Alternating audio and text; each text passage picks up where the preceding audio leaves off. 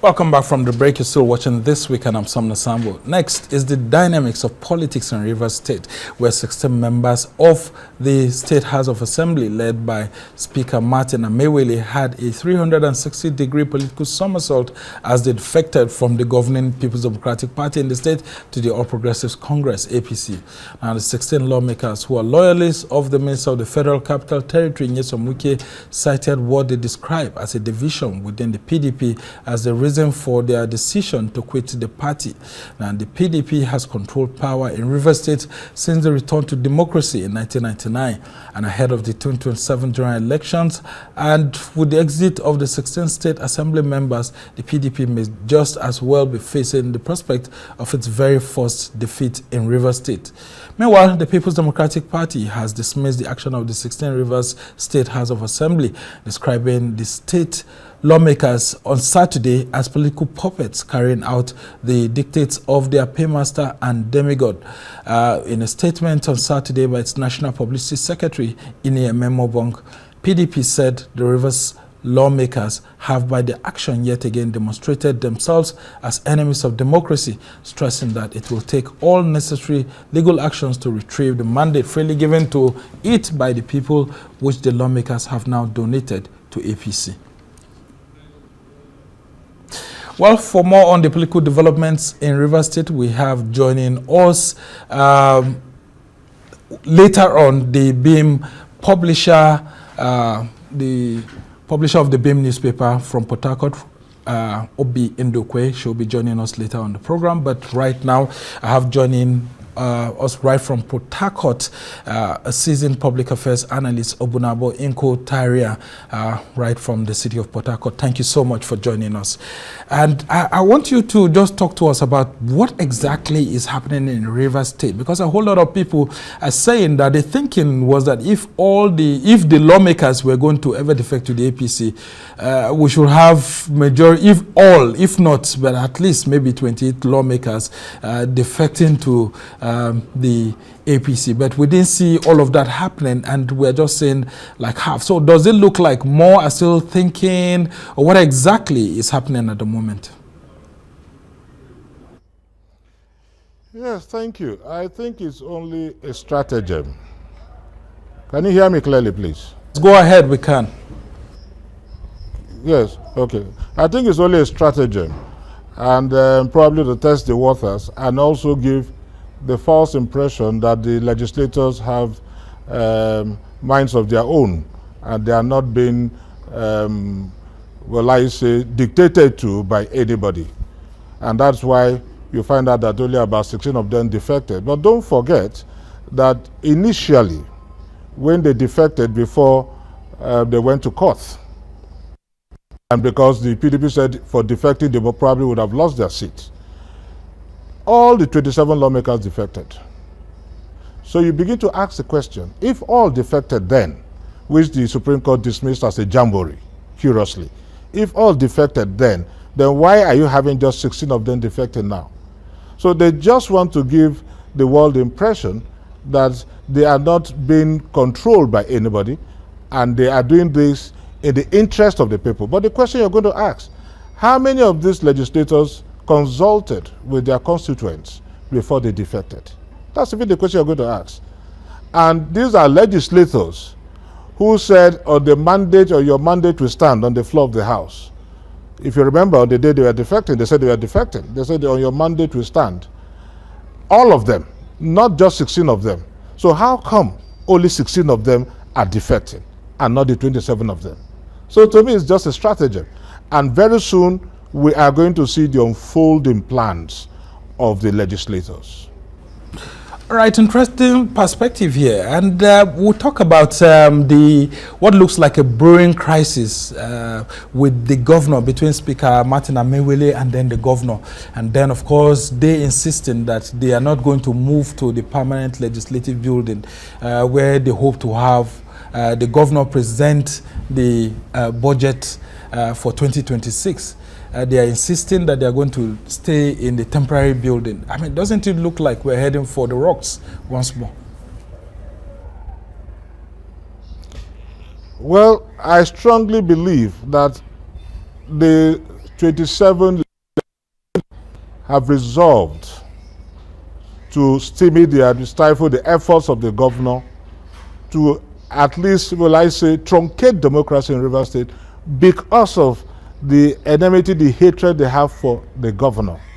Otherwise, if the legislative house building is ready and the governor is saying you can now move in, construction is over, it is well furnished, why will you want to resist? On what ground? Solve from necklace of reason and poverty of logic. That is going to be a more comfortable place for you to carry out your legislative duties. But they will not, because they have this mindset. Don't forget the elections are fast approaching. 2027 is just by the corner. Next year, of course, the elections, the electoral activities will commence, probably towards the end of the year. But they are preparing the grounds to ensure that the re-election of Sim Fubara is truncated. That is just the whole essence of it. If you hear them talking about the schools, you hear the dilapidated state of our schools, you hear them talking about this. Meanwhile, this is a governor that in the first 2 years was not even allowed to breathe. He was actually asphyxiating as a governor. Even at that, what he achieved within that period cannot be compared to what most governors achieve in 8 years. Civil servants are very pleased with him. Rivers persons are very pleased with him. The support he has is organic. Look at the projects. The legislators said they should come and account for 600 billion naira that ABAS left. ABAS never left 600 billion naira in our coffers. ABAS never received 600 billion naira. So how can you bequeath what you don't have? How could you have left 600 billion naira in our account, in the coffers of the state, when they never received such an amount? So you find out that there are attempts, relentless efforts to smear the governor, this administration, and also to, will I say, stymie the efforts of the governor in ensuring the dividends of democracy are delivered. All right, interesting perspective there. I'll ask you, Inko-Tariah, to just hang on because we have joining us right now the publisher of the Beam newspaper in Port Harcourt, Obi Ndukwe, joining us right here on the show. I mean, talk to us, Obi. What's been your view of all these political developments, including with Wike saying that, I mean, the members are free to defect to the APC if they like, and of course, no one should hold them from defecting. Well, Sumner, thank you very much, but I think that Rivers State shouldn't be on this path anymore. I mean, the key players should have learned their lesson by now on both sides, as far as I'm concerned. It's unfortunate where we are seeing this kind of tension again, and then it's very disappointing because we are talking about adults, people that have been given the mandate, you know, by the people of Rivers State to run the affairs of the state. I mean, it was unfortunate what happened in the past, for the 6 months that we had a state of emergency. And then coming back and then having reconciled, as they said, as they all agreed. Claimed. And they claimed, you know, and then we are now beginning to hear some of these discordant tunes. It's really, really very shocking and disappointing. But I want to say something. If we are, I mean, talking about politics, anything is now permissible and possible in the Nigerian political context, as far as I'm concerned. And I said it the other day, democracy has been redefined, you know, in Nigeria. I mean, you can belong to a party today and tomorrow you're another party. Find any reason, you know, to just defect. And in any case, well, the lawmakers who defected, I think it was even long expected because the crisis in PDP is enough trigger for anyone to know. Look at what's happening even in Osun State. I mean, the governor is finding it difficult to get a platform. Yeah, to get a platform, and some other politicians too. So I think the only stable one for now is the APC, except like some people say maybe there could be an implosion in future since everybody is tilting towards APC. So the lawmakers defecting is nothing different. In Delta State, they defected before the governor defected. In Akwa Ibom, they defected before the governor defected, and then I think is it Taraba also, they've also defected, and then many more states may also join. So that of Rivers shouldn't be something that we should worry ourselves about. Yeah, but let me ask you the same question that I asked Inko-Tariah now. Why 16, out of 32 defecting? What happened? We would have thought that, with what happened last time, that all of them will defect, or at least 28 of them will defect. Now they say they are still there, and Wike is saying that, look, anyone is free to go to anywhere, that he still remains a member of the People's Democratic Party. Well, and I ask, do you believe him? Well, without assuming, without conceding that what Wike said is true, that he wasn't informed that they were going to defect.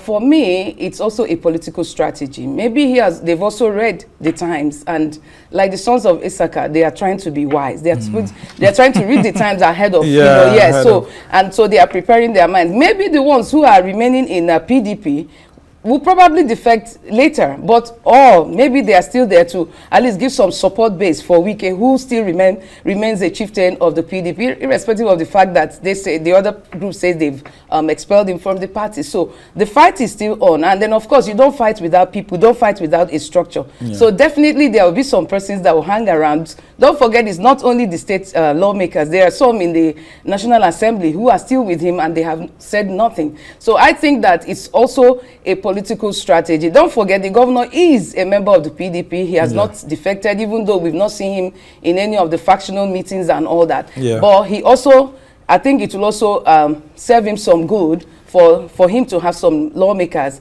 still members of the PDP. For me, it's a political calculation, and Wike never fails when it comes to that. All right, interesting perspective there. Now let's talk about Wike saying that he's still in the PDP. Inko-Tariah, do you believe him? And the other group led by Kabiru Tanemoturaki says Wike has been expelled, and they've given him a certificate of expulsion and all of that.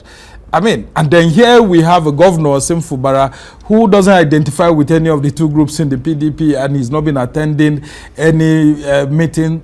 Are we also thinking of the governor maybe moving to the APC?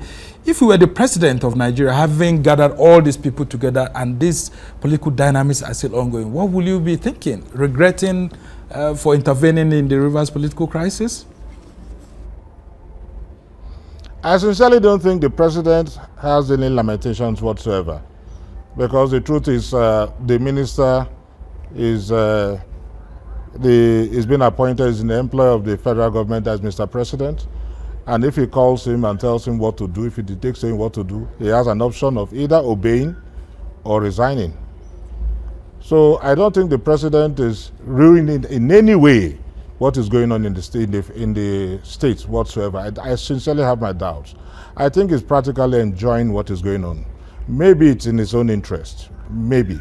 Nevertheless, you should also understand, you asked one question again, please remind me. Believe Wike when he says he still remains in the PDP. Hello? And and any of the lawmakers is free to move. Of course, it's a contentious issue, no doubt about that, because it has been subjected to the clinical prognosis of the legal lab. One faction is saying no, he has been expelled. The other faction is saying, no, you've not been expelled.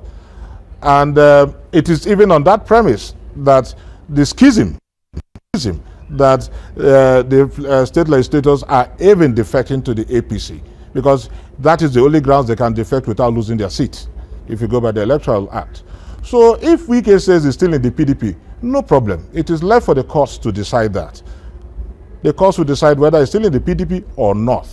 However, even if Wike is still in the PDP, as he claims, we all know why he's still in the PDP. Because in the PDP, in order to do the bidding of destruction for certain persons, you can see what is going on in the PDP today. And we're all aware of what he said, that the only time he is going to let the PDP breathe is if the PDP will agree not to present a presidential candidate. He has not come out to debunk that. That was an allegation against him back in there and so on, but he has not come out to debunk it. So if he remains in the PDP, probably it's because he wants to have that legal right as a party member to sue and to carry out things. Okay.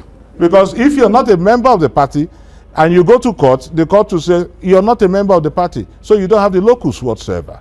So he wants to remain in the PDP to do certain things. Because being a member of the PDP, you still have the locus to do certain things. But in actual fact, he's a member of the APC. We all know that. Right, and I'll come to you, Obi. What are the benefits of Rivers State joining the All Progressives Congress? Are there specific benefits if indeed we do have more of the lawmakers joining the APC and maybe Governor Sim Fubara joining? Could it be like the Edo and Akwa Ibom, all the oil-rich states joining and maybe wanting to get more federal support from the center and projects and all of that? What are the benefits of Rivers becoming an APC state? Yeah, we should have been talking about benefits if actually the governor is the one leading the entire team into the APC. But we have a divided team right now. You know, he's still of the PDP, and we have about 10 lawmakers who are still in the PDP. And of course, Wike and a few others, some in the National Assembly are still in the PDP. And then, of course, some appointees. But when we talk about the benefits, well, some states like Akwa Ibom also mentioned why they needed to align with the center. Of course, they have the number 3 man, that's the Senate president. And whether you like it or not, there's a lot of influence, you know, coming from that office, you know, for any state. Some approvals of some of the projects they may have, like the deep sea port and all that, So we don't know whether Rivers State actually has some of those dreams, some of those aspirations, and if they believe that joining the APC will give them more leverage. But I think the major issue, the major factor is the crisis in the PDP. I think that's major issue. Now that it looks like the Wike group, like he said, the courts will decide. But for now, they have to fight back to get back the structure, because I think the Turaki group, they are having some more of the popular, support. People think that that's the way to go, and we don't want a one-party system. Yeah. So, but for those who are in the assembly, who probably want to run election the next time, I think they need a stable platform, not a situation where you contest the election, win, and then tomorrow the court says the executive that, of course, submitted your names were not also recognized by law, because we have a situation where the chairman of the party belongs to a different party, camp, and then the national secretary. And of course, during the election, 2 of them are supposed to sign and submit to INEC. So there's a serious crisis there. So it's only a tree that you tell you want to cut it down, and it stands there and waits for you to go and get a machete. So for them, I think basically is because they want to have something more stable. And of course, there could also be benefits. Well, the benefits, don't be surprised, there could be some federal appointments, in as much as Wike has done quite a lot, you know, to position people from the states, from APC, PDP, and all that. So I think that whether they're in PDP or in APC, they will still, as long as Wike is there and Tinubu's man Friday, he will be able to get something. But again, you also need to consider the next elections, what it portends for them. Would you support Governor Sim Fubara joining the APC?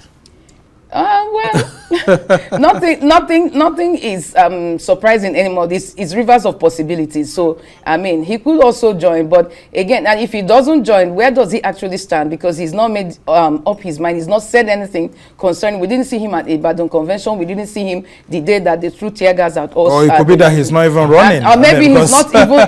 For second time. Because his body language suggests, someone who is not interested in continuing after that. And in any case, if I were in his shoes, I don't think I'll bother myself running for election again. I'll just finish this one if I finish and go home, because the trouble is too much. So that would be a novelty for a Nigerian government but willingly seek second time. Exactly.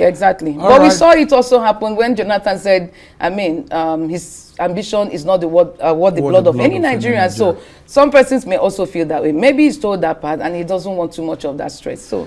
All right, and I'll bring you in Inko-Tariah. Will you advise, what will you say if Governor Sim Fubara does decide to move to the APC, to appease the powers that be at the center? Do you think he could get the ticket, or do you think maybe his silence also means that he may have signed a document that he won't contest for second term? Well, the truth about it is that I don't have any problem if he defects to the APC. That's the truth, because there is actually no difference between the APC and the PDP, the APC and the ADC, the APC and whatsoever. There may no ideological difference. So I won't be surprised if today he decides to defect to the APC. No problem. What we just want is governance, good governance in Rivers State. And that's what we just want. And what we ask, what we pray the president to ensure is that the man is allowed to breathe and allowed to do those things that Rivers people begged him to do and is expected to do as a governor. That's just what we're asking for. We are not bothered about the platform, because whether APC, whether PDP, whether ADC, whatever it is, it doesn't affect the color of the naira, it doesn't affect the color of the denomination, it doesn't affect the cost of construction, it doesn't affect the price of food in the market. What we just want is allow this man to breathe. All right, just before that is all. Just before I let you go. Thanks to APC, I don't care. Yeah, just before I let you go very quickly, there are still talks of Speaker Martin Amaewhule still eyeing the position of Rivers State Governor, whether through an impeachment or through a situation whereby he seeks the party's nomination and he becomes the governorship, candidate for 2026 under the APC. What do you make of that? I mean, should there be a problem with such thinking? Well, when we get to that bridge, we are going to cross it. But the truth about it is that if Martin Amaewhule decides to contest, he has a right to contest. Just like any other person. Obi can even get up tomorrow to say she wants to contest. Obnabo can get up tomorrow to say he wants to contest. What matters is the structure. And again, in fact, the structure. Because when you talk of the structure, you're talking of acceptability. Will the people accept you, number one? Then number two, do you know the politics involved in your emergence as a candidate and in your victory as a governor? So anybody can get up to tomorrow morning to say, I want to contest. There is no problem. And you are not going to stop anybody because it's the person's constitutional right. So, sorry? All right. Yeah, I mean, I wanted you to just conclude your thoughts just before we end the program. Okay, no, what I'm trying to say is, I said once those obligations are met, I'm talking of the obligation required of candidates or of aspirants. Of course, why not? You have a right. But what I will not like, is anybody preventing any other person from contesting other than the constitutional requirements. Yeah. I will not like that, because there won't be any difference between that and dictatorship. Then why are we talking of democracy? Then we should go back to military rule. All right, just hang on there. And Obi, just because the man is saying, I am not going to Koto. All right, Obi, just before we go, very quickly, yeah. I mean, this talks about Martin Amaewhule, whether through an impeachment of Governor Fubara, maybe sometime next year, ascending the throne of, the position of governor, or maybe getting the APC ticket, governorship ticket in 2027. I mean, have you seen this comment? The Rivers people prepare for this? Well, I don't know much about Martin's, wanting to be governor, through an impeachment process, because first of all, you have to lay the background. I mean, what has the governor done? Has he committed? No, the first question is, has he committed any impeachable offenses, even since the lifting of the state of emergency? That's what I want you to even look at, investigate, and find out what actually are the real issues. Why is there that tension? I thought they had some agreement. So the question is, who is now failing to keep to the terms of agreement? These are the issues that we need to find out. And then, of course, that the Supreme Court said this what happened doesn't mean that if you commit something, you won't be impeached. But I don't know if that is the intention of Martins to become the governor or the acting governor. Like he said, if he's qualified to run, he can run. But again, the governor needs to save himself from any impeachment. All right, interesting perspective there. I mean, because we'll be hearing talks, allegations of an impeachment threat next year again. Well, we must thank you so much. Obi Ndukwe is the publisher of the BIM newspaper that's based in Port Harcourt, Rivers State. We must thank you so much for joining us on the program. And of course, from Port Harcourt too, we've had seasoned public affairs analyst Opunabo Inko-Tariah joining us. And we must thank you so much for your insight into all these issues.